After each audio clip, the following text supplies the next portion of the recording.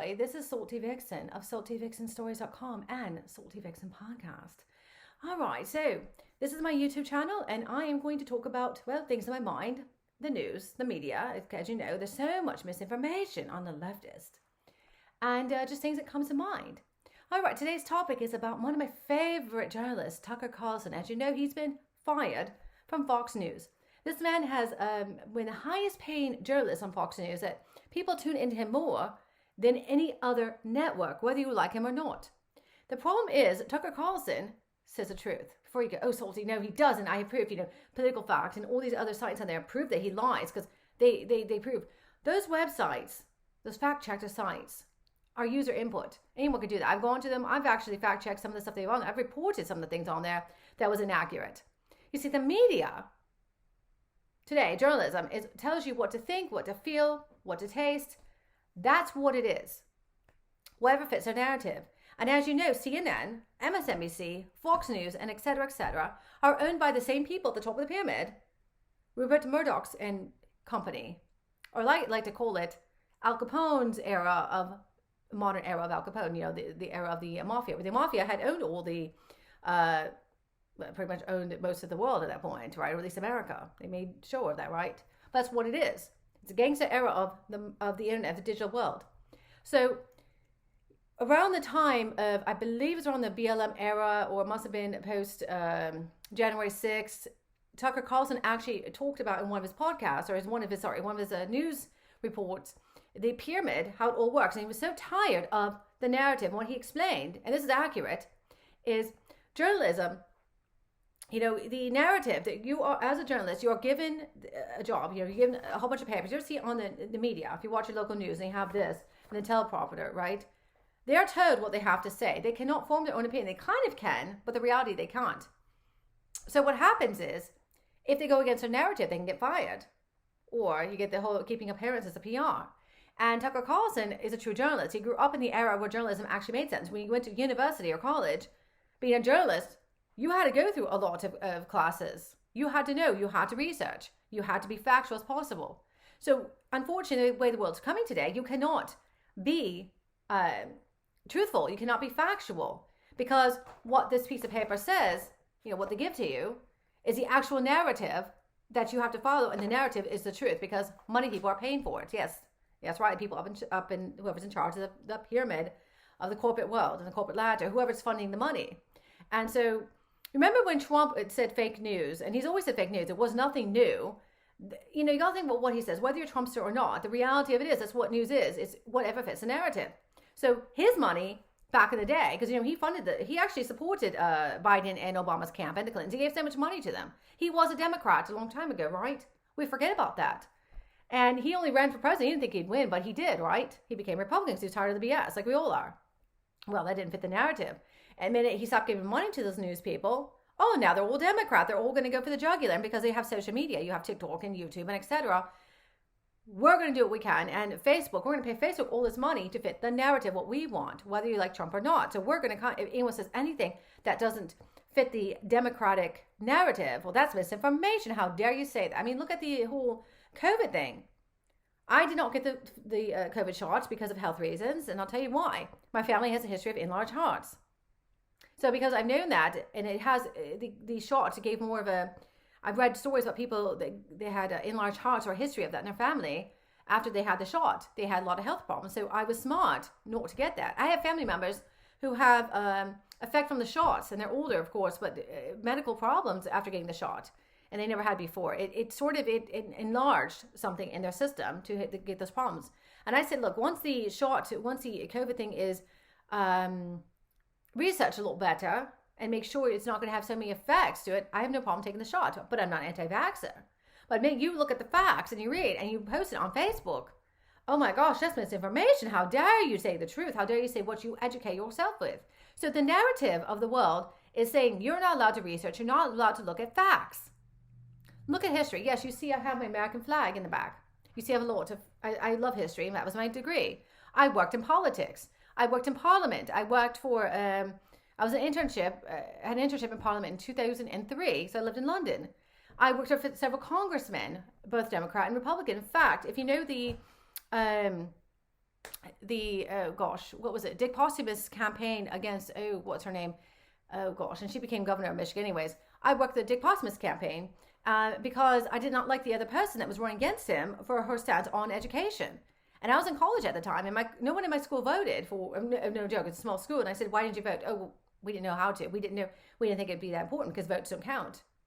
And the reality, they are actually, even though we have the right to vote, our votes actually don't count. Our votes do not dictate who's a governor or mayor or, well, maybe mayor, but president of the United States. Yes, the Electoral College outfits and all that. And then you go on the whole machines, the Dominion machines, whatever they're called. And because Fox News apparently was spreading the narrative that it was, how should I put it? Oh, they're spreading false news about that it's rigged.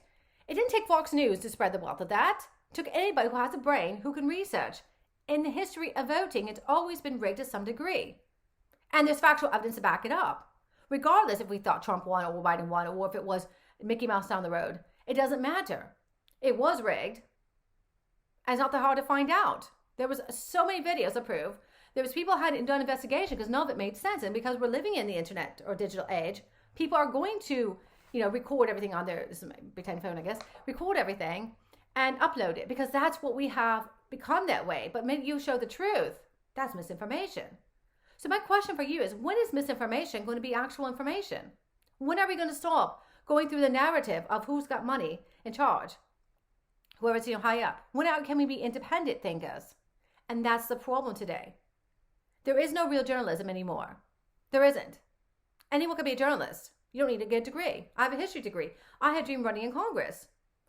I look back on it and I think, well, anyone could be a congressperson. Donald Duck, a cartoon character, could be run better in Congress than half the politicians today. I'm sorry, I'm going to say it. Politics is a joke now, and we all know it is. Because behind closed doors, when you get those emails or phone calls, you have to support whatever bill that is. If you don't, we're going to blackmail you, and you're going to be in the media. I'm just saying, that's how it works. January 6th, let's talk about that. I'm going to call it, because again, years ago when I worked in Parliament, look it up, there was a break-in with a sword, mind you, into Parliament because of the fox hunting bill. This is many years ago, in the 2000s, okay? They could not, you're going to sword. Now, I worked in Parliament. There's a law of security you have to go through. It's not easy, even when you work there, you have to go security check every single time. So how in the world did they get in with a sword? Well, media made it like, they just broke in. But no, of course, we know it was inside job. It always is, because you can't get in easily unless you go through protocol. So obviously, it was inside job. Well, it's same with January 6th. It was an inside job. You don't just walk in and eat freely, especially all the stuff going on. There was stuff behind closed doors, but media doesn't want you to know that it was inside job because they want you to know, oh, Trump said go forth and protest. In fact, the media, if I remember correctly, they only showed part of a speech that was directed towards the Georgia governor, Brian Kemp. And he was saying like, hey, I support you did this and what's going on here.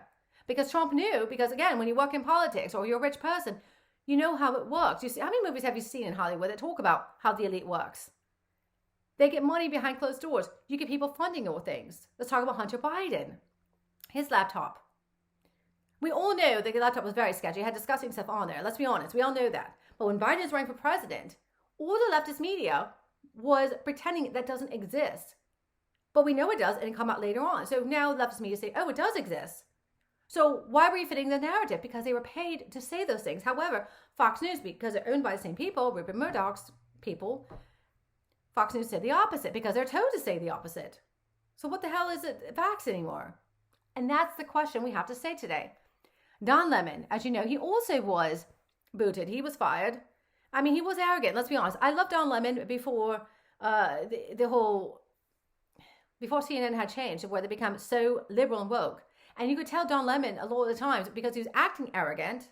I don't think he agreed with the narrative he was told he had to preach about. Especially certain things he had said. He pushed the racial divide. He did.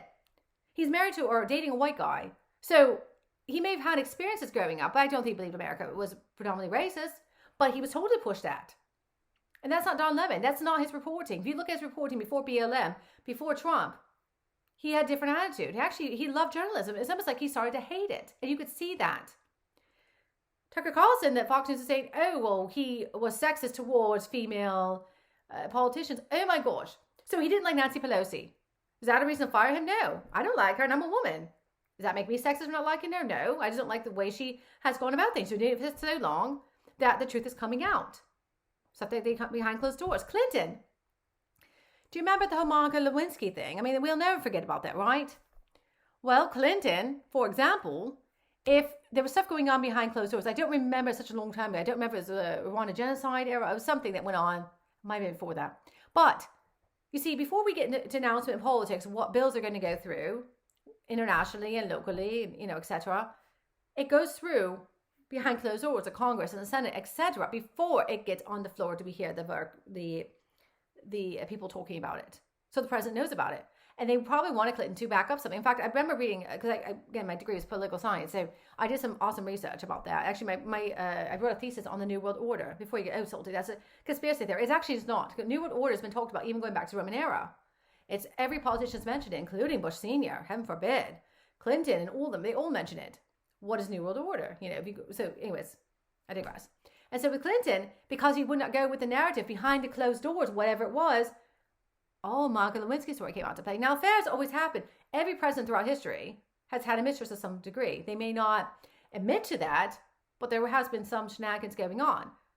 There might have been a few who did not, but generally there was something, whether it's flirtation, whether it's full on the good thing, as this Norwegian fellow on TikTok, I love him, I can't remember his name, but I love watching his stuff. He says, let's go do the good thing. But that's, it does happen. So how many politicians right now in Senate, in Congress, have been so truthful, that so virtual, so follow the rules that of their marriage, that they never had an affair, that they never flirted, never cheated, even with their eyes? I would love name one. Name one person. Because you can't. Even those said they did not. Bush Jr. might be the closest one. I don't think he's ever had an affair. I actually respect that man. So maybe, okay, name one. Bush Jr. I mean, it's a small amount.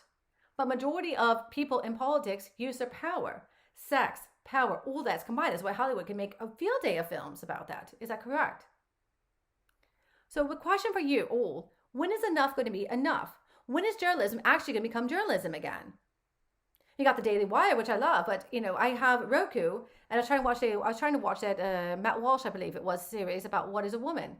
I was curious, and I had to pay for Daily Wire. I don't have the extra funds for Daily Wire. I'm a single parent. But money has to go because we live by money. One more thing I want to bring up. BuzzFeed News, who's been around for a very long time, and they closed their doors recently because journalism is dead. The real journalism is dead. No, because BuzzFeed News was really very entertaining, and they had to change their way of things because of social media. They actually said Facebook made them popular, but also broke them. About.com, remember them? They're gone. What happened to them? Because again, social media made them, but also broke them. It's all about the money. Dylan Mulvaney, I haven't really talked about him in any of my podcasts, Dylan Mulvaney's a girl. The whole Bud Light thing. When are people going to realize it has nothing to do with Dylan transforming into a girl? It has nothing to do with that. It has to do with who is the influencer. So if I, had 1,000 subs, companies would contact, well, a lot more than that, 10,000 subs, companies would contact me to promote their product. That's how it works, supply and demand. Who's popular, that's going to be the face that's going to sell. It has nothing to do with Dylan being trans or not. If Dylan was still a dude and had all these people, Bud Light probably would have contacted Dylan because Dylan's popular. It has nothing to do. I wish people would wake up and realize it's about supply and demand. Money. Money makes the world go round. Without money, you're boring, apparently. It's no. Well, wars. How do we continue to have wars? Why are we still having wars? Because of the elites. The elites can't agree. They can't keep it in their trousers. They can't come and make an agreement that, maybe we shouldn't be fighting. It's make love, not war. John Lennon, right? I think he said that. But the reality, these civilians, like you and I, we don't want to fight in these wars, but these elite people are making our decisions for us. That's not right. And then you go, Vladimir Putin. By the way, just true story, I did actually meet him by accident when I worked in Parliament. He came over in 2003 in London. I think he had time with the Queen and met, who's Prime Minister? Tony Blair. And I got to meet him for a quick 5 seconds, say hello to him. He said hello back. He wasn't what the media had portrayed him as, a creepy dude and scary dude. He actually is interesting. He's got a really cool accent. He does speak English. That was my interaction with him. When you work in London, it's easy to meet celebrities. It is. And I'm going on and on about it, right? I've met my fair share of celebrities. Who has it nowadays? It's so easy to meet celebrities. And I could go on a list and talk about it, but I'm not. Because again, media, I'm going to tell you what one person told me. A friend who was friends with someone very famous, I got to know, was at a party, and I had a camera with me, one of those, digital disposable cameras. And he said, Salty, we don't like cameras. I forgot I had it in my purse, to be honest, because my handbag at the time, I hadn't gone back to the hotel to drop it off. I don't really bring, cameras to parties. That's stupid. But he said, we don't like cameras at these parties because who we're friends with, and we don't want things to get in the media. Now, I have photos, and this is from 2004, I believe, the summer. I have photos from that party. I've never shown the light of day. One, it's all as it is anyways, and two, who cares? It's a private event. Let people have fun. But it woke me up realizing that in Europe, especially London, people feed off the media. They need to know things because I don't know why everything has to be in the media. It just is. And it's so frustrating because I've been on two ends of the coin. I have been in tabloids. Yes, I have. By accident. It was not a fun experience. And I never want to be. I'm not famous. I'm not claiming anything. But when you are at events and your photos snapped, it's kind of... When I see photographers at charity events I've been to over the years, I actually dodge them. I don't want my photo taken. I don't want to be known. I'm just there because I support that cause. I support that charity. Media means absolutely nothing to me. Fame means nothing to me. I don't want to be famous. Why does anyone want to be famous? Because then you're scrutinized all the time. Look at Prince Harry. He writes a book complaining where they became part of a South Park meme, basically, because he was complaining. A manuscript he should write, that should go into the people involved and kept private, not make it public. And then you got Meghan Markle. Well, she wanted to create a name for herself. She thought, well, she marries Harry, she's going to become famous. And meanwhile, she drops her dad like a fly. She drops her other family because of what? She's embarrassed by them? I don't know. She made all these lies about her family, which people have, because people research, found out, her dad did pay for her college. Her dad did do this for her. He was a good man. They may have had their ins and outs like any family member does, but to write him out, he's never met his grandchildren, her grandkids. That's not right. And why isn't Harry being man enough to say, maybe it's time to go meet your dad? Didn't anyone think about there's a red flag, the fact that she did not invite any of her family? I'm sure they brought it up with Harry, but Harry didn't care because he's in love. You know what? Let him be happy. Be a douche, but Harry, for gosh sakes, stop feeding the media trolls. Stop feeding the press. Stop writing about your mates and the family. I'm sorry. I'm tired of this. You had these beautiful charities called Santa Vale, which I had supported over the years. I backed out because I got tired of the lies, not from... The Santa Vale is an amazing charity because of what Harry's done. Harry made his own downfall by being Harry. Meaning not using his noggin on certain things. He's listened to the wrong people on many things.